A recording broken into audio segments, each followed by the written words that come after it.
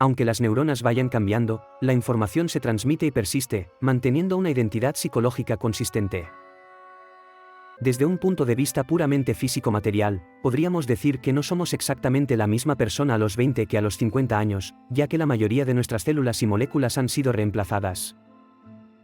Por lo tanto, científicamente hablando, somos una mezcla de continuidad y cambio.